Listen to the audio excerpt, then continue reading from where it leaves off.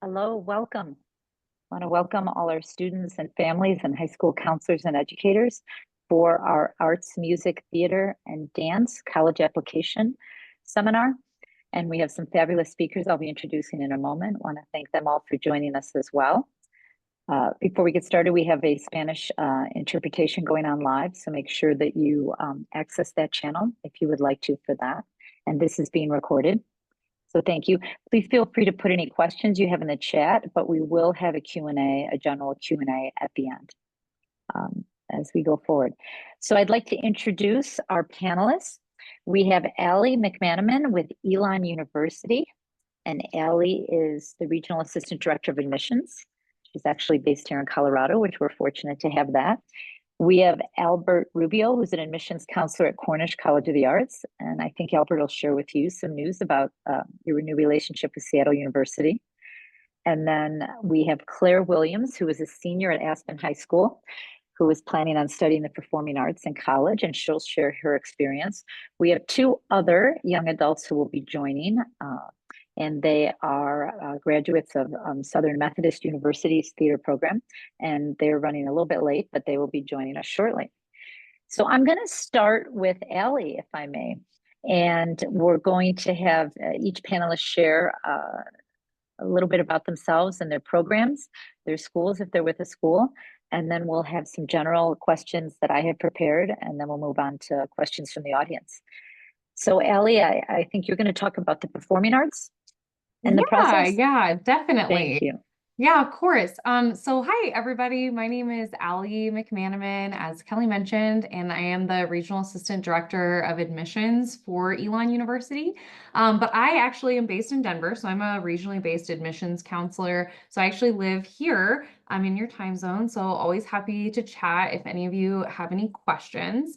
Elon University is a private liberal arts college located in central North Carolina. And so we actually offer just over 70 majors. So we have a variety of different options for students, but I'll highlight our performing arts programs this evening. A couple things about Elon. We're a mid-sized institution, so we do still have kind of your traditional college feel. We have, Division I athletics, around 6,400 students on campus, and we're a highly residential campus as well. So most of our students do live on campus. And our focus at Elon is on undergraduate teaching and relationship building in the classroom, mentorship. And then we actually require that students do experiential or hands-on learning. So experiential learning is built into the curriculum for all of our programs. As far as our performing arts programs go, we have quite a few. So we do have a Bachelor of Fine Arts in acting, dance performance, and choreography. We have music production and recording arts, musical theater, which is probably our most competitive program on campus, theatrical design and technology. And then some of our non-audition based programs that we have within the arts are drama and theater studies, music in the liberal arts, music education, and then programs that require an audition and a portfolio are going to be our music performance and our art program. So those both require separate pieces, but I will definitely dive into what our performing arts programs require. So within performing arts, each of our programs has separate forms, fees, and requirements. So there is an application process for each program, and you'll want to definitely look over the details for every program that you are interested in and follow each guideline very carefully. Each program also has submission deadlines and dates for each program. So I'm also going to pop a link in the chat that has all of this information in it. Basically, all of our programs have various requirements. So just to kind of start, I'll talk a little bit about probably the most common is our musical theater program that I talk about. Kind of the key piece to remember is that musical theater has a pre-screen process in which you will submit information directly to the university. And then we also have an audition process. The pre-screen process requires that applicants submit a variety of different videos to to the department for review. And so that looks a lot like videos that focus on music. So you sing one song written before 1970, one song written after 1970, or you can choose a musical theater song from any time period, and then one song of your choice from any time period. They recommend selecting songs that are going to be contrast. So thinking like one song that's fast tempo or slow tempo, one that's sustained melodic singing versus speech-like singing, dramatic versus comedic, etc. And they also have some suggestions for utilizing accompaniment tracks on YouTube. Additionally, for musical theater, you'll also submit monologues. So one monologue from a published play, or a professional writer whose plays have not been produced but may have been professionally published. So you have some options with the monologue. That program, musical theater, also requires a dance video, as well as a wildcard video. So wildcard selection is going to be something to share your personality or share something about you. So it can really truly be anything that you would like: special skill, an interesting story about yourself, a passionate speech, an instrument you play. So really thinking through what you want to highlight about yourself to the committee in those pre-screen videos. From there, we have a callback, and then there is callback audition scheduling. So you'll call back and you'll audition, and that's typically an in-person audition on campus. Now, that is just kind of a very brief overview of that program. With regards to performing arts programs in general, again, keeping in mind all of the different pieces that you'll need to submit, keeping in mind those dates and deadlines, of course. And then, of course, I always recommend working through and kind of starting that process quite a bit earlier than you think you might need to. So definitely starting and kind of getting things going a little bit earlier. Sorry if that was a little bit long, but that's kind of my broad overview of musical theater. Again, our acting and dance performance and choreography programs do have a little bit of a separate requirement that they'll have students submit, but that's kind of how you'll handle those. Thank you, Ellie. The arts is a broad area. We will be talking in detail about fine arts shortly, so please don't think it's all performing arts for those of you who are on and waiting for that. But I'm going to turn and introduce Lyon Hamill right now. And Lyon graduated from Aspen High School. He attended, well, I'll let him tell a story and how he got there. And I think, Lyon, you're perfect to come after Ellie's discussion of how it all works. Yes. Hey guys. My name is Lyon. As Kelly was saying, I went to high school in Colorado, then went off to the acting program at SMU, which is Southern Methodist University in Dallas. And right now I'm currently living in New York City as an actor, musician, and making it happen, trying to make it happen every day. So I'm someone that went through the admissions process. I guess it's been almost 8 years now. But hearing what Ali was saying with the pre-screens and everything, that's certainly a familiar, certainly familiar to me, where you have to send in videos beforehand. So not only do you have to get into school academically, but they have to accept you into their program as well. So just as you're applying to colleges where you need to, figure out what essays you have to write for each applications, you should be doing the same thing for what each program requires, as far as songs, monologues, dance videos. As Ali was saying, you need to have a song written in the 1970s. That might just be specific to Elon, so you might have to find a song just for that audition, and you might have to do something completely different for another school. So being able to submit your pre-screens as early as you can, so you have a good idea of when you can go out and do a real audition in person. And something that I did was specific to Colorado was the Colorado ThesCon, and that was a great opportunity to get in front of, I think it was like over 100 colleges, where you get up on a stage in front of 100 people and do your song, do your monologue, and then they'll reach out to you, and whether or not they are interested, they want to learn more about you. Lion, that was a regional, you went to that, I think you mentioned in Chicago when we spoke, and a bunch of other colleges are there. So Yes. you students don't have to necessarily, well, first of all, everything could be done virtually. Is that right, Ellie? I Or something, are uh, there also in-person required auditions? I can talk about a little bit about all that. So like I think what you're referring to in Chicago is the National Unified Auditions, which is an event that is a consortium of 24 schools. Cornish is one of the National Unified schools.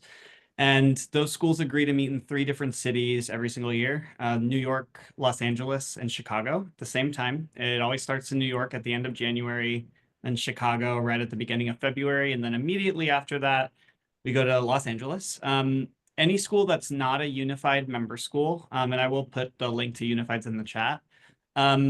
If they're smart and they require auditions for their BFA programs, any non-unified school will typically be in the same area, location, sometimes in the same building or facility. And what Unifieds is you have to apply to each school. Schools that require pre-screens, Cornish does not require pre-screen, but schools that do, you have to get that pre-screen completed and you have to be invited to audition for those schools that have a pre-screen process. And then you would schedule individual appointments with each school you want to audition for at Unifieds. There are other events like Lion was talking about Chicago ThesCon, or the International Thespian Festival, where there's kind of like one, I call them kind of cattle call auditions because it feels like they line up the students like cattle in the back, and then one after the other, they go on stage and do their audition, and all the colleges are sitting in a theater watching it. Sometimes those happen virtually or at live at different events. And a lot of those events also do function for many schools as a pre-screen audition if they're going to call you back. But I think just generally, it's just really, really smart to research every single school you're interested in. And any school you become interested in, just go to their website. If you're wanting to pursue, typically it's a BFA, a Bachelor of Fine Arts, or a Bachelor of Music. That's going to require a portfolio for a visual art program or an audition for a performing arts program, and see what their requirements are. Because while they're going to be similar across schools, there's always some slight little difference. We do our best to try to make them as similar as we can, with things like the Musical Theater Common pre-screen that was just recently launched. But there's always going to be something slightly different for each school that you want to prepare. So it's just really smart to read all the directions for all the schools you're applying to. Great, thank you, Albert. Thanks so much. And I wanted to kind of clarify that. So, Lion, could you tell us about your own personal experience applying to SMU and your experience when you were there, and how you incorporated some other studies? And I know Sure. our So SMU wasn't on my radar. My older sister was going. She was 1 or 2 years ahead of me, and she was there at the time. And so that was like one college that I was like, absolutely not, won't be applying. And then they turned out to be in the audience of one of these cattle call auditions at the Colorado Thespians. And they ended up reaching out to me. And I basically responded, thanks, but no thanks. I want to do my own thing. And then they reached out again. They were like, no. Come audition for us in Chicago.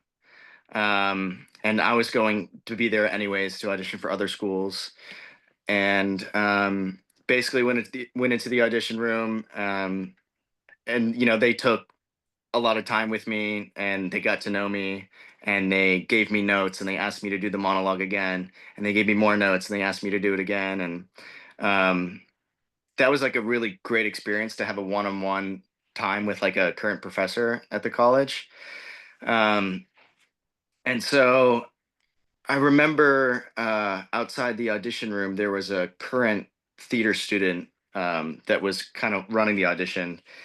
And, we were worried about the price tag of SMU and especially getting a theater degree and all that stuff. And so we were asking him about scholarships, and he basically was like, they can offer you a first scholarship at the beginning. And he'd be like, you know what, look, I can't come here unless I get more. And then he kept asking. And then finally they gave him a fair sized scholarship. And that's the same thing that I did, is that, they can offer you some money up front, and then you could say, I'm going to need a little bit more. And it's always worth it to ask. They can always say no, but Great. anyways, And Line, oh yeah, go what ahead. did you study? What did you study at SMU? As I So know you I combined studied, some different majors. Mhm. yeah, I studied acting in theater. Yeah.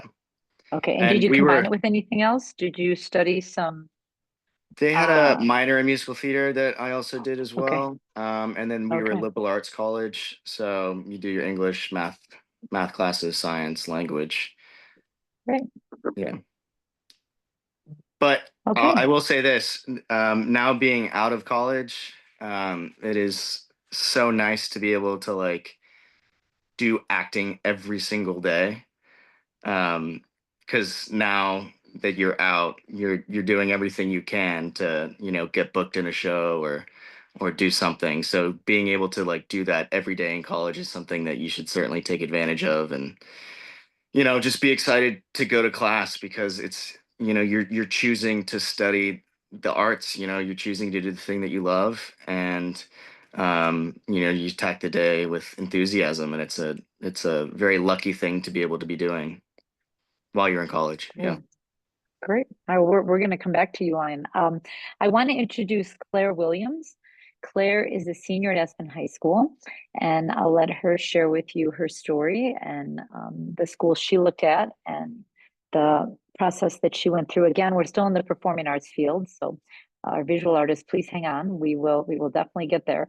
Um, please go ahead, Claire. Hello, I'm Claire Williams. I am going to Sarah Lawrence College next fall to study theater. And over my junior year, I was researching a lot into what type of schools I would want to go to. And I was really invested, like I wanted to study theater. And the first question I asked myself was, do I want to major in acting versus musical theater? Because those two auditions are extremely difficult. And I mean, different, they're both difficult, but musical theater will often be a lot more demanding of content-wise, because you'll need to provide songs and monologues and possibly a dance call, like was mentioned earlier, versus in acting, you might be asked to sing a song depending on the school, but it's a lot less intensive. And so ask yourself, also like look into exactly what the school training is, because there's some schools that are really focused on like training like people for the chorus and really strong dancers and really strong singers, but maybe the acting isn't as important, versus some schools are like acting first, singing second, and then maybe they'll take a dance class. So like what's important to you about your own performance and what do you want to pursue? So I decided, I was like, I want to study acting. And through the process of looking at schools, I applied for a few abroad because I'm really interested in studying abroad. And I did auditions for 2 different schools in Spain. And I went, I got into both of them, and I went and did a summer program over the past summer at the Institute of the Arts in Barcelona, which was actually outside of Barcelona, and it was a lovely little beach town. And I had a fantastic time. I made a lot of friends. I know a lot of people who are going to the school now. I had a great relationship with all the teachers, and it gave me a sense of what studying acting every single day is going to look like in this format at that school specifically. And it made me realize that I could not go into a conservatory program and only study acting, and I needed other academics in my life, and I needed other like realms of theater other than just performing. Because for me, I want to be a director, I want to be a producer, I want to be a technician. I'm a lighting designer, I'm a set painter, and I realized that that was all important to me, and I needed to go to a school where I could do all that. And some schools are really intensive and really great for acting, but you're not going to be able to have that flexibility to go into directing or go into tech, versus some schools are super open and think training should apply to all different types of theater, and musicals and acting are more interchangeable. And it also really depends on the student theater program at the school you're applying for. So if sometimes the department theater is really strict, but there's a super open theater student theater scene that you can like, well, I just want to study acting, but I can do student directing with the student theater, and I don't have to do it through my classes. So you just want to think about like really research your schools and what they offer. How many shows will your college do a year? What is the difference between the department and the student theater at that school, and like where's the space for that? And also like for me, what I ended up doing was applying to schools for academics. Like in my college essay, I wrote about my experience with theater and how it shaped me and other factors in my life, and how that contributed to the artist I wanted to be, because I wanted these schools to know that I was going there to create art and pursue theater. So I wanted to mention it in my essay, and then I had a few supplementals where I talked about other things. And then I also submitted additional like monologues and songs. Like Shakespeare is really important to me, so I submitted that, but it wasn't a formal audition because these schools, their theater programs don't require audition. So just think about that. Great. Thank you. Yes, so Sarah Lawrence didn't require formal auditions, but you're still headed there for theater major. So we wanted to talk about the different kinds of programs and students. I'm going to come back to you, Claire and Lion and Allie, with some questions, but I want to give our fine artists and the audience a chance to hear from Albert at Cornish College. And Albert, would you mind starting and explaining what's going on with you in Seattle University as well, which is pretty exciting? Yeah, I definitely can. Yeah. So hello, everyone. Again, my name is Albert Rubio, Senior Admissions Counselor at Cornish College of the Arts. I'm also currently our interim director right now as we navigate a transition because Cornish College of the Arts, which for 111 years has been an independent visual and performing arts institution and college. And we are about to become Seattle University, which is a private Jesuit institution. We're about to become their visual and performing arts college. So we are going to become a college within a larger university. And that's essentially the difference between a school that is saying, I'm a college versus I'm a university, right? A university has multiple colleges under their umbrella. Seattle University had a big kind of idea and goal to invest more in the arts, which when do we hear about that? So they were going to start a bunch of Bachelor of Fine Arts degree programs and Bachelor of Music because they currently only have Bachelor of Arts degrees, but arts is really important as a part of a Jesuit education. And so they came to Cornish and asked if we would be interested in becoming their visual and performing arts college. And we said we would be under some certain conditions. And Seattle University not only agreed to those conditions, those were the conditions they came with to the meeting. And those conditions were that Cornish would maintain its name, its brand, its history, its legacy, 111 years of training visual and performing artists. And we're keeping our campus and that whole identity. So you're kind of getting the best of both worlds if you end up auditioning and or submitting a portfolio and getting into a program at Cornish, right? Because you'll get the opportunity to be part of this conservatory style or rigorous arts-based educational environment while also having this major university that you can pursue a minor or a double major in a different program, right, outside of the arts that may help feed what you're wanting to do as an artist. And so we're really excited about all of those possibilities. The official deal will close on May 31st, and Cornish College of the Arts, as it is now, and the 503 BC nonprofit that we are, is going to close. And then we will become pretty much instantaneously Cornish College of the Arts at Seattle University and a part of that larger institution. But to talk generally about the visual arts, again, not every program is going to require a portfolio or audition. I think an easy way to think about it is look at the degree type, and that'll typically tell you whether a school is going to require a portfolio or audition for that program, right? So if you are wanting to pursue a Bachelor of Fine Arts degree or a Bachelor of Music, which are similar in structure because most of your time is going to be spent in studio-based courses related to those disciplines. And so let's say you want to do a Bachelor of Fine Arts in animation. About 75% of your time is going to be spent in courses, visual arts studio courses related to becoming an animator. Then 25% is going to be in general education requirements, right? A Bachelor of Arts degree is going to be slightly different. That's going to be about 50 to maybe 35% in your major and 50 to 60, 70% in general education, right? So if you know as a student that you really need to have a double major or a minor, maybe a Bachelor of Fine Arts is not the right degree type for you. Or if you're a student in the arts and you want to explore multiple different creative disciplines, right? Maybe a Bachelor of Fine Arts might not be the one for you.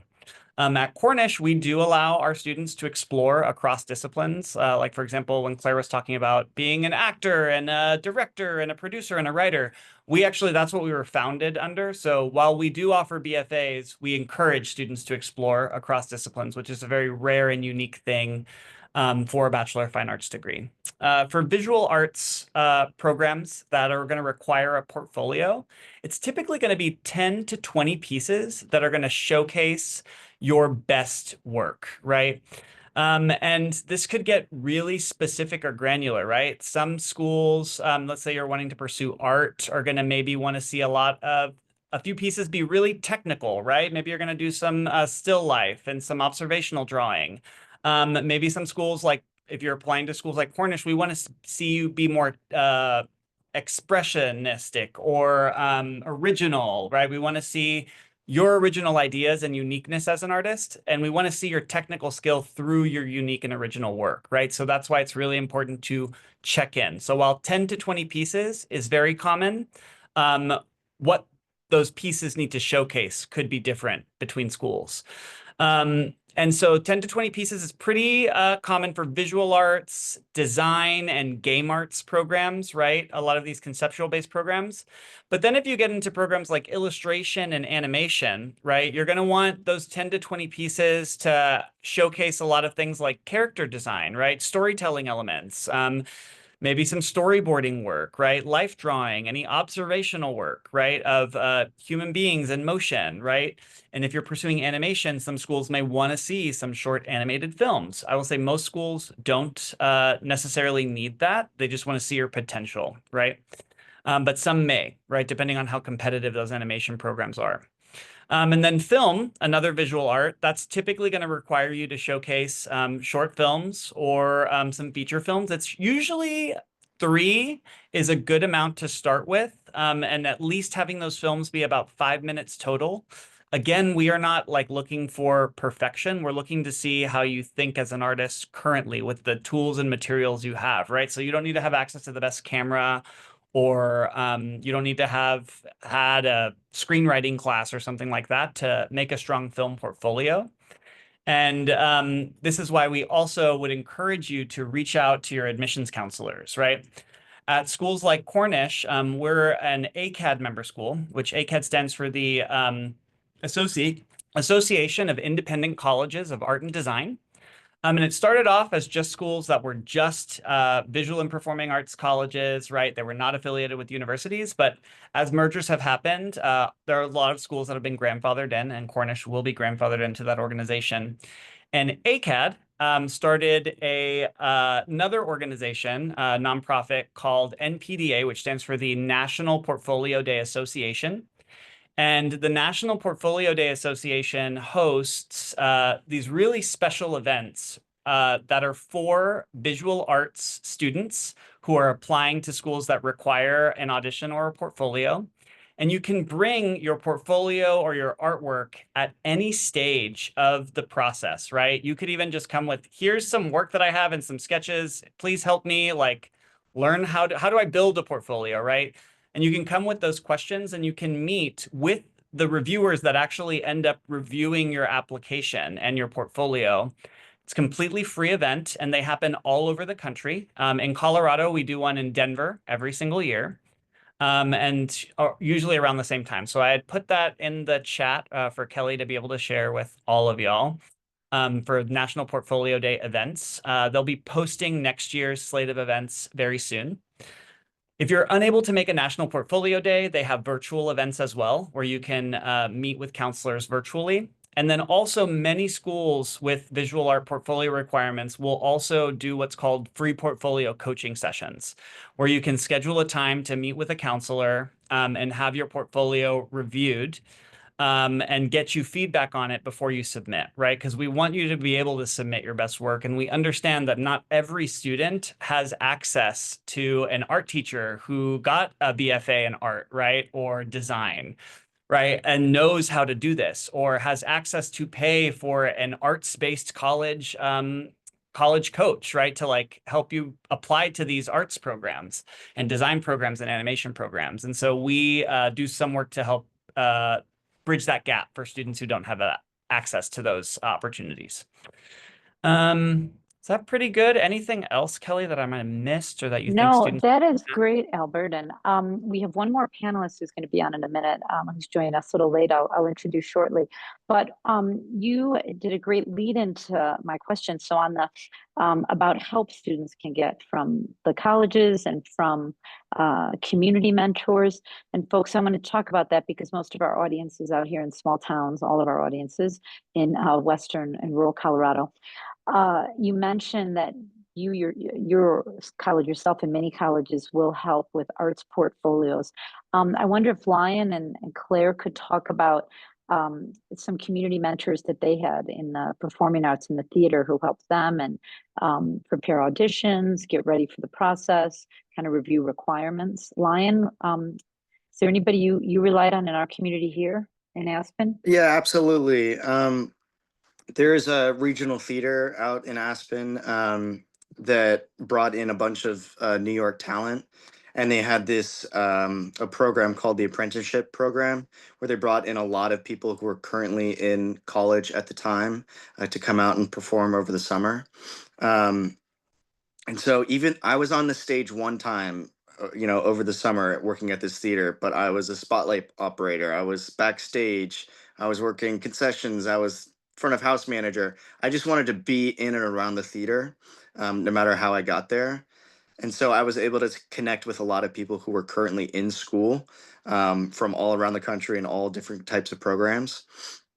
And just being able to like talk to them about their experience, how it's going for them, and so I could gauge my interest of where I wanted to apply. And then also too, when you're deciding what monologues to pick or what songs to pick, I would say the first person that I would reach out to is your teacher. They have a good idea of how you've grown into the actor or performer or the artist that you are, and they can give you good material to showcase your best self. So that's like the first person that I would reach out to, and then also when you're in a room of auditioning for colleges of people that you don't know, you could also pick something that you're very comfortable with, that you've done many times and you could do in your sleep. And by the end of the audition process, your monologue will feel like that. Like I've done this a gazillion times. But Those are very, very helpful tips, Alana. Yeah. Thanks on that. I want to remind people, just as it's okay to have someone proofread your college essay, brainstorm ideas in the beginning, that's fine. They cannot write your essay for you. No one's going to do your monologue for you. No one's going to create your portfolio for you, but you certainly can get advice and reach out. Claire, could you talk about some of the people you relied on here in town? Yeah, so I have a vocal coach who I try to see pretty regularly, and which I recommend if you are planning on pursuing theater in any way, but specifically musical theater. However, I know it's not always like super accessible to have one consistently, but if you are preparing an audition, I would try to go for at least a few sessions. There's plenty of lovely vocal coaches in this valley that I think um, it absolutely changes the way you sing, and the way you hear yourself is different. So even if you're like, oh, I can sing, it's extremely helpful for an audition specifically. And then I did monologue coaching with my high school theater teacher, and like worked with her privately, being like, this is my monologue, and we did a few sessions of that. So I would recommend that. I also had I was assistant directing a show at the time, and at the director, I was like, after rehearsal, do you want to watch this monologue? So she had helped me a bit. So like anyone you're working like with who's like in the theater, I would ask. You could also ask friends, but take it with a grain of salt. It is good to practice performing in front of other people though. And just like try as many things as you can. Great tips on that, Claire. Ellie, could you talk a little bit about how students at Elon will double major or minor or basically combine something in the arts with maybe business or some other interest, and somehow they can come together in their careers? Could you talk a little bit about that? Yeah, that is a great question.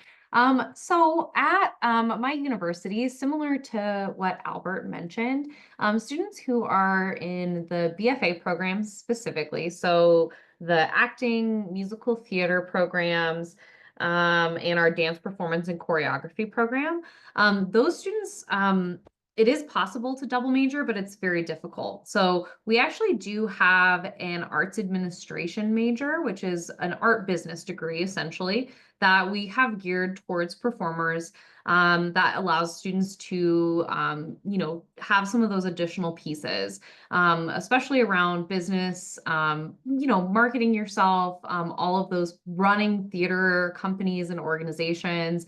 That I think is the way that our students can double major. However, completing minors is definitely possible. So students can absolutely minor, and oftentimes what you'll see is students will minor in something that they really enjoy or want to study outside of those programs. I think we talked a little bit about the coursework for those programs tends to be pretty rigorous and demanding. So our students do spend a ton of time in the studio. They do receive, individual voice instruction all 4 years. And of course, they have their general coursework that they are dealing with, plus, potentially preparing for shows that we will run on campus. So we do have a variety of different minors that students can choose from. I've noticed that with like music performance students, they will oftentimes choose business degree minors, foreign language programs if they're studying opera or something similar to that. We have a jazz studies minor that can go really well with music performance as well. And then of course, within our dance program, it is possible to also double major with a program that we have called Dance Science. And I describe this program to students as like a health and exercise science degree that's really geared towards health and well-being of dancers. And so you learn a little bit about the biomechanics and the kinesiology type pieces for dance science. I think that you will find that across the board for students that are studying BFA programs, double majoring is sometimes not allowed. So a lot of schools will kind of have a no double majoring requirement for those BFA programs. But I do think that depending on what you're looking to study and depending on what the school offers, that may be an option for you. So that's something to consider as well if you are looking at double majoring, and if that's something that you're really passionate about, is that oftentimes a lot of schools will just say no dice with our particular major. Elon we do allow on occasion students to double major, but it's very difficult and demanding and not Sounds like recommended. Yeah. it sounds like you're able to bring in some of these other interests and align it with a minor and Yes, minor for with your sure. programs. That's exciting. Yeah. Thank you, Ellie. Albert, I'll get to you on that question too, but I want to introduce Alicia. Alicia, I'm going to have you introduce yourself, please. Alicia is also in New York. She and Lion are both making their way in the theater field in New York, and so thank you for joining us late your time. But Alicia, if you could share with us your journey through college and where you are now. I love that production group you started at SMU. If you could share some of that with our folks, we really appreciate that. Thank you. Yeah, sure. Thank you so much for having me. Yeah, so I am from West Palm Beach, Florida, and I went to like an arts high school there, and then ended up going to college at SMU in Dallas and got my BFA in acting there with a minor in arts entrepreneurship. At SMU, one of my classes that I was taking was like a creative entrepreneurship class. And in that class, you had to kind of come up with a business idea. If you were to start a business, what would you start? And so I decided that I would possibly, like for the class, I would do like a acting program. I would start like a kids or an adult acting program. And my professor told me that pitching, like business pitching, was very similar to basically just saying a monologue for like 90 minutes or 90 seconds. And so he was like, you should pitch at the upcoming pitch competition. And so I did. I pitched at the pitch competition and I won some seed money. And then from there, I ended up continuing to grow my company. And now I've had the company for 6, 7 years. We were affiliated with SMU for the first 4 years, and now for the last couple years, we've been affiliated with some arts organizations in Dallas, which has been really exciting. Along with that, I also am an actor, excuse me, and a producer. I've produced Line and I recently. I don't know if he got to speak on it. He didn't. Okay, well, yeah, Line and I got to produce a show this past November off Broadway together. We also were in it, which is very exciting with some other SMU folks. But that's a bit of my journey. Thank you. Yeah, I wanted to touch upon that with you and Lion. We've talked about acting and singing and dancing and visual arts and all that. Could you talk about the production side of things? And Lion, how did you and Alicia get involved in that and the skills you bring to that table? And do you enjoy that? Yeah, I can speak to that a little bit. I think that, when you decide to do this, sometimes you have to create opportunities for yourself. And so that's what Alicia and I had decided to do. We wanted to be on stage here in New York, and we were like, why don't we just do it ourselves? And so you learn so much valuable information from being on the production side of it. I just can remember sitting in the audition room, just being like, we have to find the best cast. We have to get the best people in the room, because now there's money at stake, and there's other people involved, and we need to sell tickets. And so there was all these things that were going into it, that as an actor going into an audition now, I'm like, I got to be on, because they're going to pick the best person.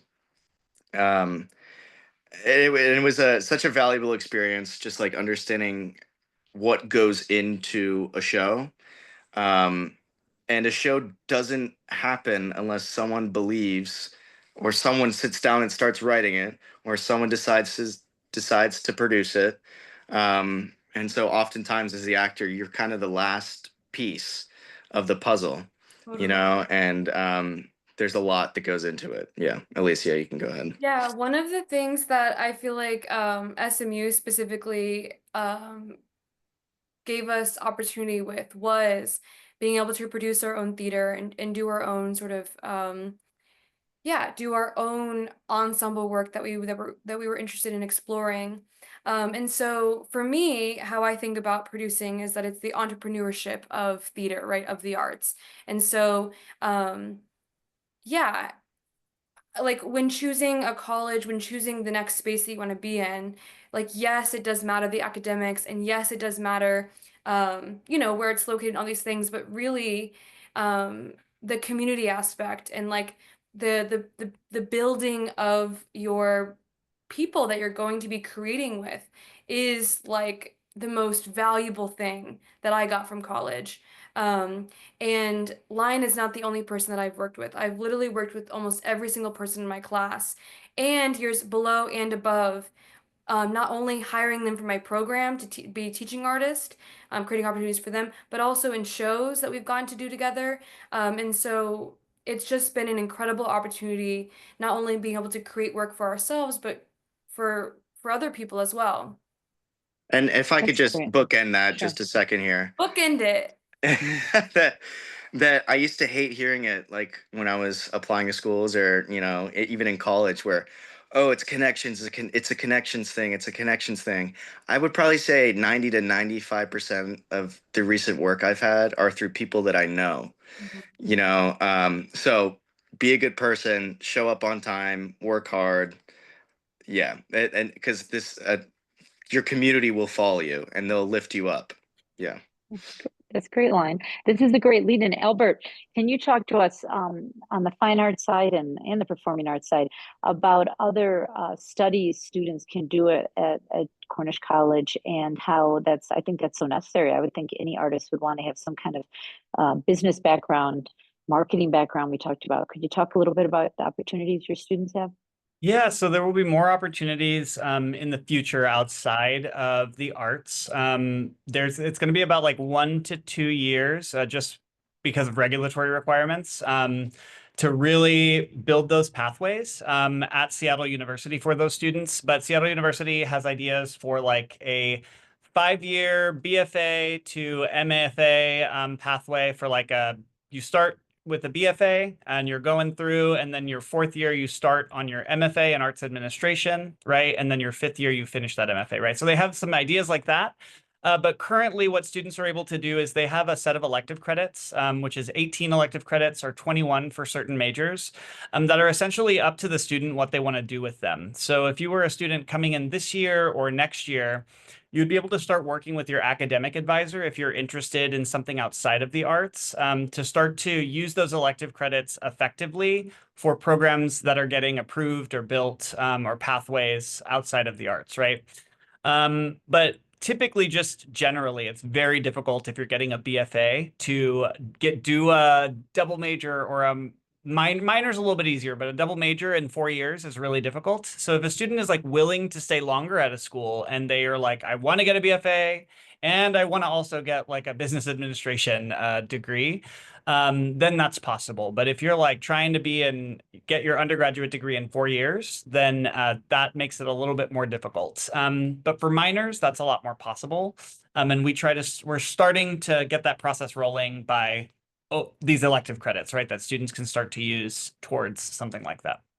Great. Just even to take a few classes in it, to be able to take a couple Exactly, marketing 100%. classes or a couple business classes is so important.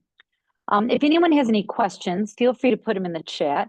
I'm going to ask our panelists a question here, and Allie and Albert, you can think about it for a minute, because our younger our students know, and more recent students know about this. But what advice would you give your 16-year-old self, who's wants to study the arts in college? So I'll start with Lion. If you could share with us, put yourself back a few years, what advice would you give yourself? Well, I would say if you're at this point considering, doing arts in college, like your heart and your passion has led you to this moment. And now it's time to go all in. It's time you're choosing this as a career, as a profession. You're a professional now, and you should treat yourself that way. And just in terms of acting, it's mind, body, spirit. You have to be sharp. You have to be, physically able to do things. You have to have a good spirit. And there's all that stuff that goes into it. And you grow so much in college, and you're going to be learning so much. And just look forward to it, I would say. Great, that's great advice, Lion. Claire, you're not too far away from that, but now that you're on the other side of the college admissions process and you're headed off to Sarah Lawrence, what advice would you give our juniors and sophomores as they're starting down this path? Why are you pursuing theater? What about it is important to you? And like, where do you want it to take you? Because it's not the same for everyone. And I think understanding what compels you to make art so strongly is really going to help choose what institution you want to study at. Great, so thoughtful. Alicia, do you have any advice you'd give yourself? Yeah.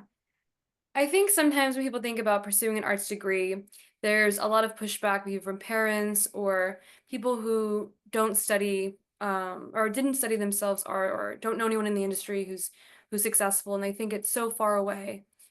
Success is so far away. And they talk about success like in so many different aspects. Like I'll see you on the big screen, right, in Broadway, and all of these things. And so it can start to feel even more further away for you the more other people who you talk to who don't understand the career and all the opportunities that this path can offer you. Yeah, so my advice is that it doesn't matter what you study, like genuinely does not matter what you study. If you are someone who is passionate and cares a lot about what you do and hardworking and smart, you're going to be successful because there is no other choice for you. If that is a part of your spirit, like there is nothing else that anyone could ever tell you or that could happen to you that just wouldn't make it happen for you. So if you're someone who's motivated, tell the haters, I'm going to study my arts and I'm going to make it happen for myself. And you will, because you just will. Inspiring. Thank you, Alicia, on all that. I wanted to go over one. Please, if anyone has any questions, put them in the chat in our audience. Before I ask you to share your advice, Albert and Allie, I just wanted to ask you because I want to make clear for our folks about requirements to show up in person in advance, because sometimes it is hard for people to travel and be at auditions, whether it's a regional audition in Chicago or somewhere, or going to a college campus. And Elon's obviously a long way away in North Carolina. Is that process, can it be done virtually, or is it required at some point that you need to show up in person?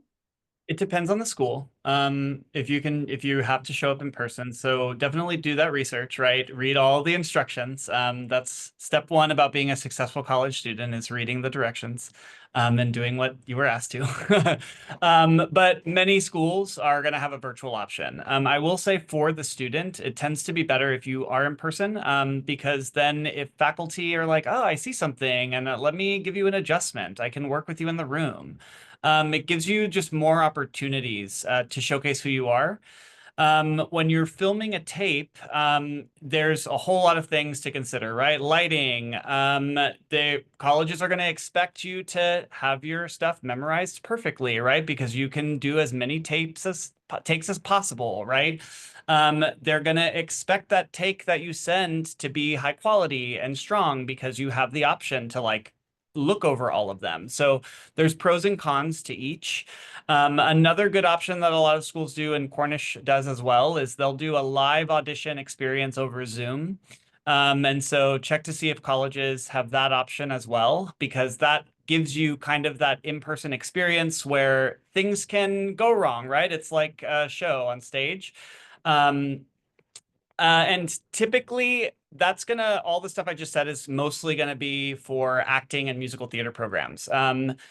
And music programs. A lot of music schools will require an in-person audition for a panel. And a lot of dance programs have gone virtual. Some do require in-person. And then most theater programs are gonna have some sort of virtual opportunity as well.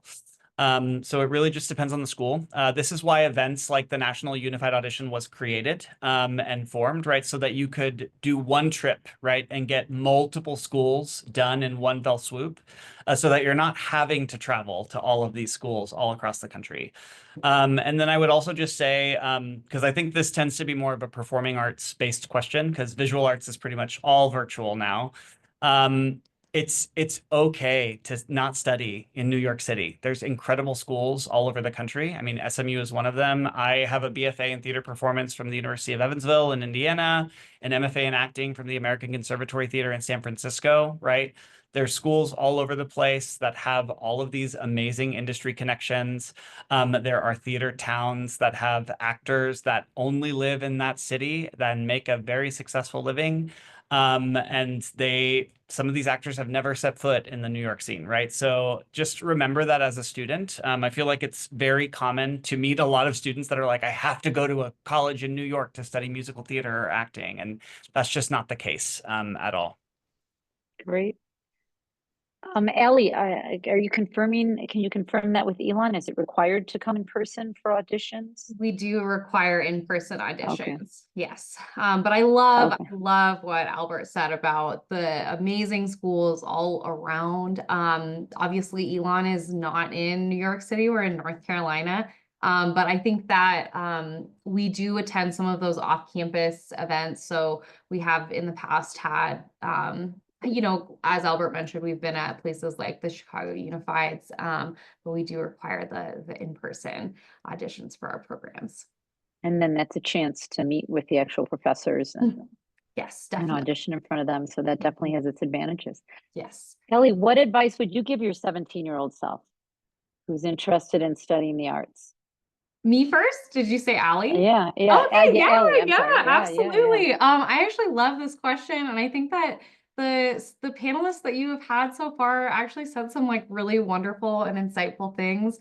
I should have mentioned this to you before, Kelly, but my husband actually graduated from University of Northern Colorado in their jazz studies program, and he is a performer today. So I'll share a little bit about what I've seen has worked for him. He's about 10 years past graduation.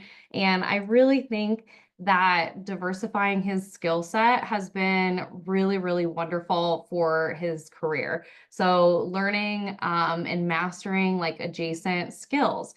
So obviously he specializes in performance. He plays jazz guitar, but he knows a ton about other types of performing, other mediums that you can be in. He knows a lot about production and audio engineering. And so really diversifying that skill set has been, I think, really beneficial as a full-time working artist. I think what you all mentioned about relationships is really, really beautiful. I 100% agree, especially I think Lion mentioned creating opportunities for yourself through those relationships and with the people that you work with. I think that is fantastic. I think my next I would just want to say that like being weird is like your edge. So if you do have some sort of uniqueness or something about you that's quirky and different, like embrace that, lean into that. And then of course, you don't have to wait like for permission to be an artist. Like you can be an artist, like you're already an artist, right? So start those projects, send those pieces. The world, I think, rewards like action and like not perfection. So I think that those would be my big pieces for you all. Thank you all. Great advice. I love that. Reward action and not perfection. Perfection is the enemy of good, right? Just put yourself out there. And I'm so impressed with all of you. Albert, you get to close with us. No pressure. But what advice would you give your 17-year-old self?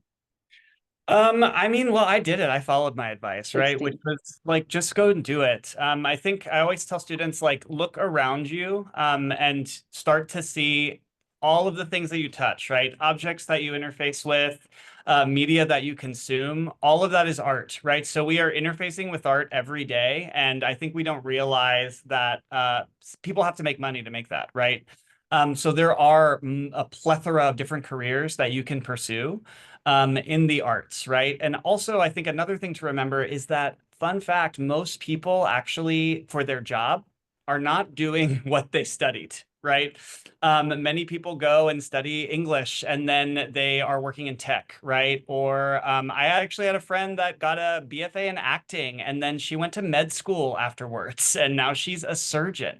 And so it's whatever you want to do is what you're going to do, right? And so, and there's always additional education that you can pursue afterwards. But I think starting with what you're passionate about and pursuing that means that you're going to go to college and you're going to be excited about what you're learning. You're going to learn how to be a lifelong learner.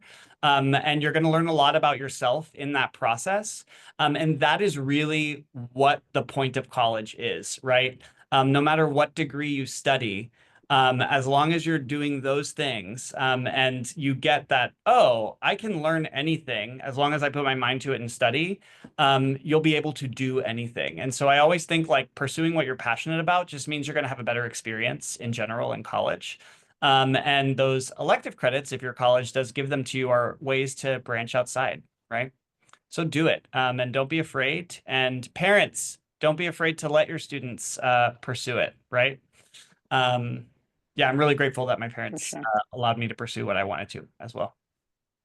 Oh, well, terrific words of wisdom, Albert. Thank you. Well, I want to thank Albert with Cornish College of the Arts. I want to thank Allie with Elon University, both for joining us and giving us the college perspective. I want to thank Claire, our high school student, for being so brave to share her journey and where she's headed. And I want to thank Lion and Alicia for telling us where they are now and all the fabulous things they're working on and their college journey. Thank you all. On behalf of College Outreach, I want to thank you all and remind everyone to please visit our website. We have quite a few more virtual seminars coming up before we close out the school year. And on Sunday, October 5th, we have the Colorado Western Slope College Fair. It's our 21st. That'll be on the Aspen School District campus. And we will host 2 workshops. We will break up the fine arts, the visual arts, and we will break up the performing arts, and we'll continue this conversation there. So thank you. Thank you all for joining us.